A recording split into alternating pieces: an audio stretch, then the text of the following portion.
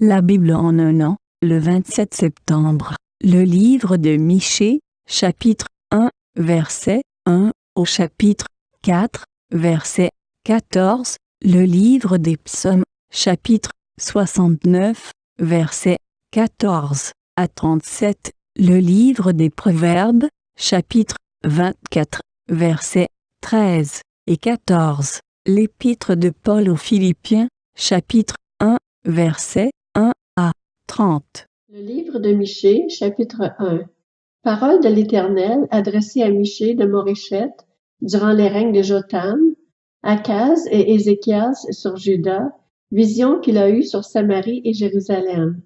Écoutez-vous, tous les peuples. Sois attentive, terre, avec ce que tu contiens. Que le Seigneur, l'Éternel, soit témoin contre vous, le Seigneur qui est dans le palais de sa sainteté. En effet, voici que l'Éternel sort de sa résidence. Il descend, il marche sur les hauteurs de la terre. Sous ses pas, les montagnes s'effondrent, les vallées s'entrouvent, comme la cire qui fond au feu, comme l'eau qui coule sur une pente.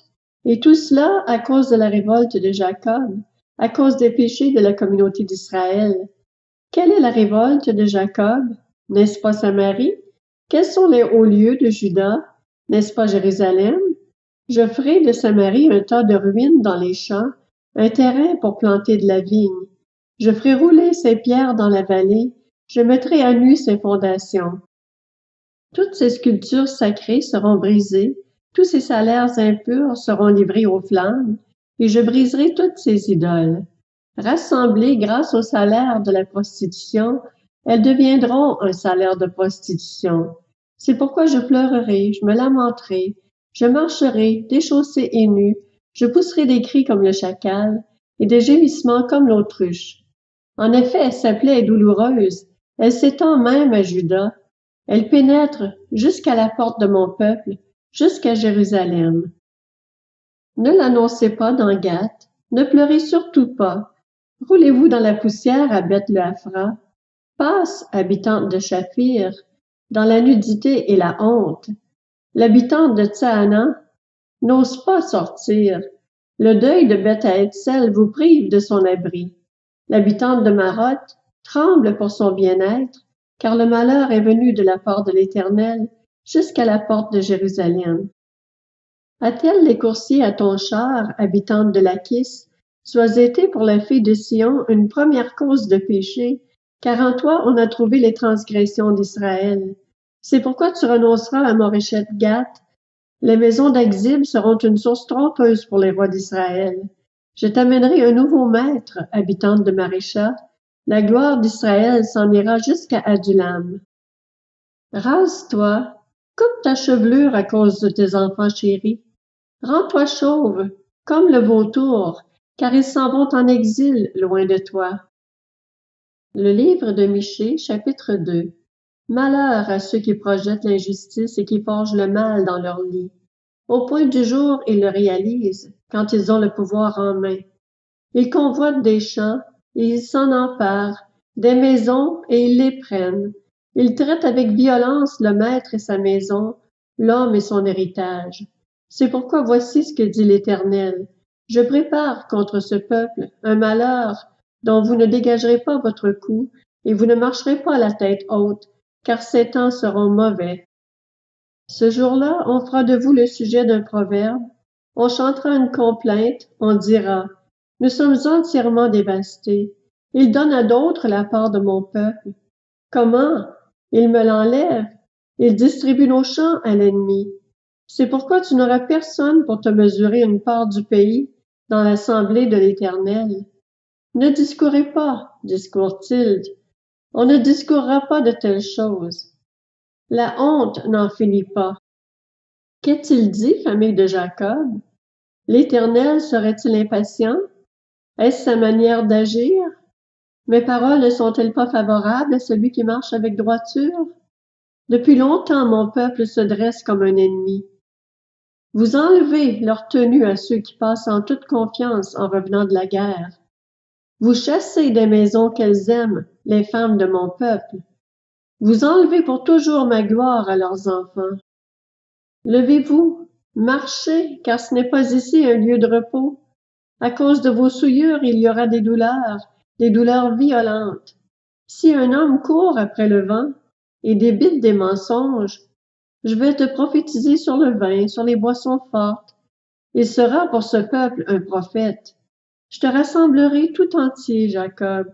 Je rassemblerai les restes d'Israël. Je les réunirai comme les brebis d'une bergerie, comme le troupeau dans son pâturage. Il y aura une foule bruyante. Celui qui fait la brèche montera devant eux. Ils feront la brèche, franchiront la porte et sortiront par là. Leur roi marchera devant eux, l'Éternel sera à leur tête. Le livre de Michée, chapitre 3. Je dis, écoutez, chef de Jacob et prince de la communauté d'Israël, n'est-ce pas à vous de connaître le droit? Vous détestez le bien et vous aimez le mal. Vous arrachez leur peau et la chair qui couvre leurs os. Ils mangent la chair de mon peuple, lui arrachent la peau et lui brisent les os. Ils le mettent en pièces, comme ce qu'on cuit dans un pot, comme de la viande dans une marmite. Alors ils crieront vers l'Éternel, mais il ne leur répondra pas. Il se cachera à eux à ce moment-là, parce qu'ils ont perverti leurs agissements. Voici ce que dit l'Éternel à propos des prophètes qui égarent mon peuple, qui annoncent la paix si leurs dents trouvent quelque chose à mordre, et qui proclament la guerre si l'on ne met rien dans leur bouche. À cause de cela, la nuit tombera sur vous et fini les visions. Ce seront les ténèbres et fini les oracles. Le soleil se couchera sur ses prophètes, le jour s'obscurcira sur eux. Les voyants seront dans la honte, les devins rougiront et se couvriront tous la barbe, car Dieu ne répondra pas. Mais moi je suis rempli de force, grâce à l'Esprit de l'Éternel. Je suis rempli de justice et de courage pour faire connaître à Jacob sa révolte et à Israël son péché. Écoutez donc ceci, chefs de la famille de Jacob et princes de la communauté d'Israël, vous qui avez en horreur la justice et qui tordez tout ce qui est droit, vous qui construisez Sion avec le sang et Jérusalem avec le crime. Ces chefs jugent pour des cadeaux, ces prêtres enseignent pour un salaire, ces prophètes prédisent l'avenir pour de l'argent. Ils osent s'appuyer sur l'Éternel en disant « L'Éternel n'est-il pas au milieu de nous? Le malheur ne nous atteindra pas. » C'est pourquoi, à cause de vous, Sion sera labouré comme un champ, Jérusalem deviendra un tas de ruines, et le mont du Temple une hauteur couverte de buissons. Le livre de Michée, chapitre 4. Il arrivera dans l'avenir que la montagne de la maison de l'Éternel sera fondée au sommet des montagnes. Elle s'élèvera au-dessus des collines et des peuples y afflueront. Des nations s'y rendront en foule et diront, « Venez, montons à la montagne de l'Éternel, à la maison du Dieu de Jacob. Il nous enseignera ses voies et nous marcherons dans ses sentiers. En effet, c'est de Sion que sortira la loi, et de Jérusalem la parole de l'Éternel. Il sera le juge d'un grand nombre de peuples, l'arbitre de nations puissantes, lointaines. Celles-ci mettront en pièces leurs épées pour en faire des sortes de charrues et leurs lances pour en faire des serpes. Aucune nation ne prendra plus les armes contre une autre, et l'on n'apprendra plus à faire la guerre. Ils habiteront chacun au milieu de ses vignes et de ses figuiers, et il n'y aura personne pour les troubler, car la bouche de l'Éternel, le Maître de l'univers, a parlé. Tous les peuples marchent, chacun au nom de son Dieu, mais nous marcherons au nom de l'Éternel notre Dieu, pour toujours et à perpétuité. Ce jour-là, déclare l'Éternel, je rassemblerai les boiteux, je réunirai ceux qui étaient chassés, ceux que j'avais maltraités. Des boiteux je ferai un reste, de ceux qui étaient chassés une nation puissante. L'Éternel régnera sur eux depuis le mont Sion, dès ce moment et pour toujours. Et toi, tour du troupeau, citadelle de Sion, à toi reviendra l'ancienne domination, la royauté qui appartenait à Jérusalem. Pourquoi maintenant pousses-tu des cris? N'as-tu pas de roi, plus de conseillers, pour que la douleur s'empare de toi comme d'une femme qui accouche?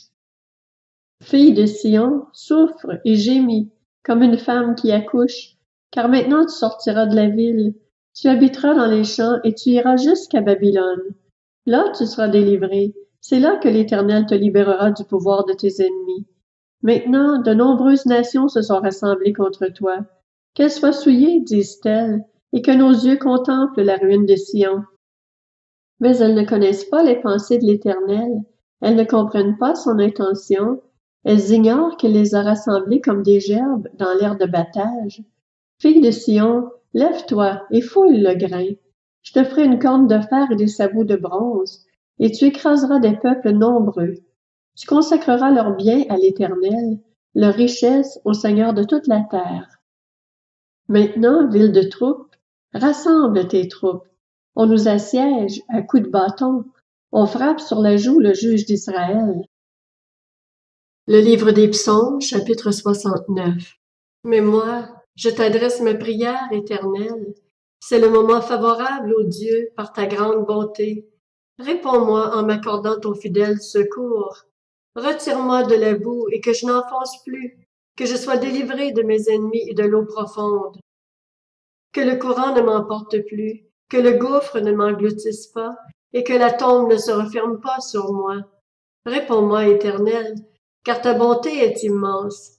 Dans tes grandes compassions, tourne les regards vers moi, et ne cache pas ton visage à ton serviteur. Je suis dans la détresse, réponds-moi vite. Approche-toi de moi, rachète-moi, libère-moi à cause de mes ennemis. Tu sais qu'on m'insulte, qu'on me déshonore, qu'on me couvre de honte. Tous mes adversaires sont devant toi. L'insulte me brise le cœur et je suis anéanti. J'attends de la pitié, mais il n'y en a pas. Des consolateurs et je n'en trouve aucun. Ils mettent du poison dans ma nourriture, et pour apaiser ma soif, ils me donnent du vinaigre. Que leur table soit pour eux un piège, et leur prospérité une entrave. Que leurs yeux s'obscurcissent pour ne plus voir. Fais-leur constamment courber le dos. Déverse ta fureur sur eux, et que ton ardente colère les atteigne. Que leurs domaines deviennent déserts, que plus personne n'habite dans leurs tentes. En effet, ils poursuivent celui que tu frappes, ils racontent les souffrances de ceux que tu as blessés. Ajoute cette faute à leur faute, et qu'ils n'aient aucune part à ta justice. Qu'ils soient effacés du livre de vie et ne soient pas inscrits avec les justes. Moi, je suis malheureux et souffrant. Ô Dieu, que ton secours me mette en sécurité. Je célébrerai le nom de Dieu par un chant, je proclamerai ta grandeur par des louanges. Voilà ce qui est agréable à l'Éternel, plus qu'un bœuf, un taureau avec cornes et sabots. Les humbles le voient et se réjouissent. Vous qui cherchez Dieu, que votre cœur vive, car l'Éternel écoute les pauvres, et il ne méprise pas les siens quand ils sont prisonniers. Que le ciel et la terre le célèbrent, ainsi que les mers et tout ce qui y vit, car Dieu sauvera Sion, et il reconstruira les villes de Juda. On s'y établira et on les possédera. La descendance de ses serviteurs en fera son héritage, et ceux qui aiment son nom y habiteront. Le livre des Proverbes, chapitre 24. Mon fils, mange du miel car il est bon. Un rayon de miel sera doux à ton palais. De même, connais la sagesse pour le bien de ton âme. Si tu la trouves, il y a un avenir et ton espérance ne pourra pas être brisée. L'Épître aux Philippiens, chapitre 1. De la part de Paul et Timothée, serviteurs de Jésus-Christ, à tous les saints en Jésus-Christ qui sont à Philippe, aux responsables et aux diacres. Que la grâce et la paix vous soient données de la part de Dieu notre Père et du Seigneur Jésus-Christ. Je dis à mon Dieu ma reconnaissance de tous les souvenirs que j'ai de vous.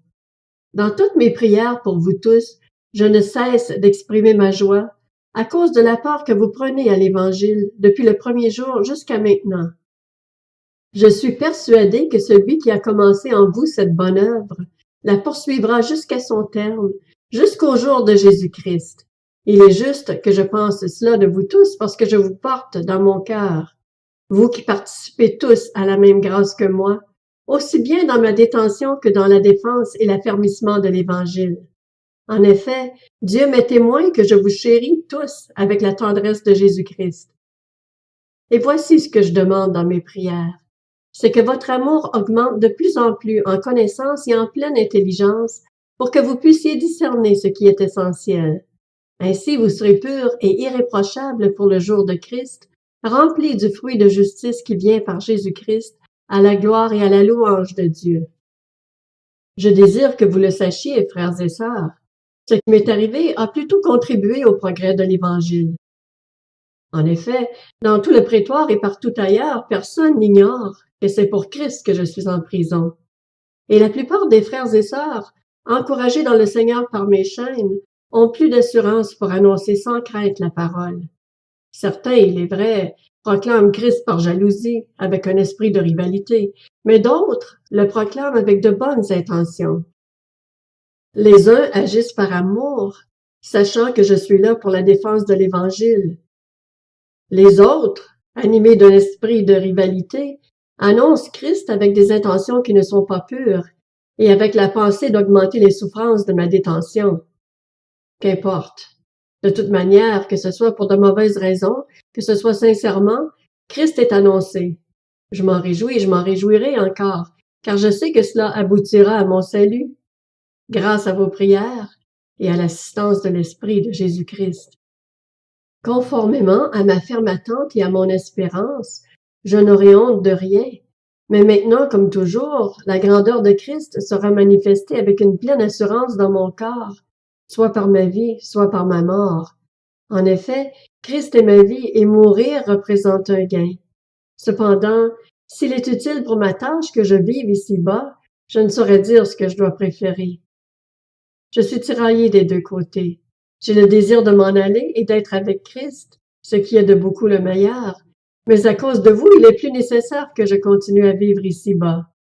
Persuadé de cela, je sais que je resterai et demeurerai avec vous tous, pour votre progrès et votre joie dans la foi. Grâce à mon retour auprès de vous, vous aurez alors dans ma personne une raison d'éprouver encore plus de fierté en Jésus-Christ. Seulement, conduisez-vous d'une manière digne de l'Évangile du Christ.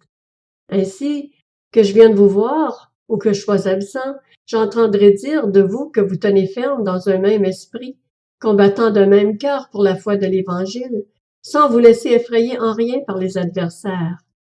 Pour eux, c'est une preuve de perdition, mais pour vous de salut, et cela vient de Dieu. En effet, il vous a été fait la grâce non seulement de croire en Christ, mais encore de souffrir pour lui, en menant le même combat que celui que vous m'avez vu mener et que, vous l'apprenez maintenant, je mène encore.